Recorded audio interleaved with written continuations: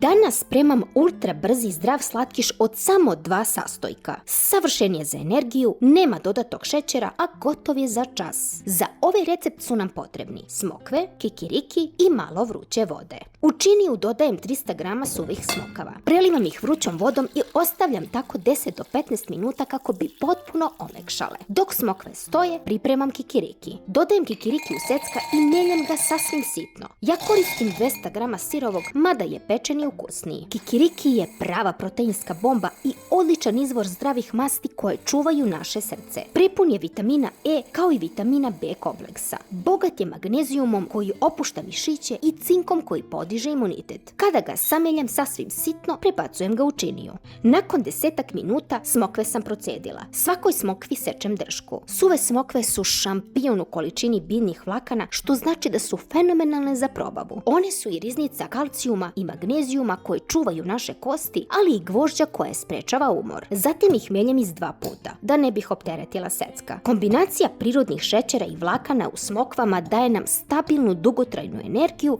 koja hrani mozak i popravlja koncentraciju. Također, njihovi antioksidansi uspešno štite naše ćelije i daju koži svež i blistav izgled. Usitnjene smokve dodajem u činiju sa kikirikijem. Sada sve ovo mesim rukom. Vidite kako se brzo povezuje u finu, lepljivu masu. Kombinacija zdravih masti iz kikirikija i vlakana iz smokve je pun pogodak, jer će vas ovaj slatkiš stvarno dugo držati sitim. I stigli smo do finalnog koraka, oblikovanja kuglica. Pošto su napravljeni isključivo od prirodnih sastojaka, ove kuglice su neverovatno zdrave, ali su i energetski jake. Zato je preporučena dnevna doza 2 do 3 kuglice. To je sasvim dovoljno da se zasladite, nahranite telo vitaminima i dobijete zdravu energiju za ceo dan. Obavezno isprobajte ovaj recept. Napišite mi u komentarima kako vam se dopada i zapratite kanal za još brzih i zdravih ideja. Veliki pozdrav!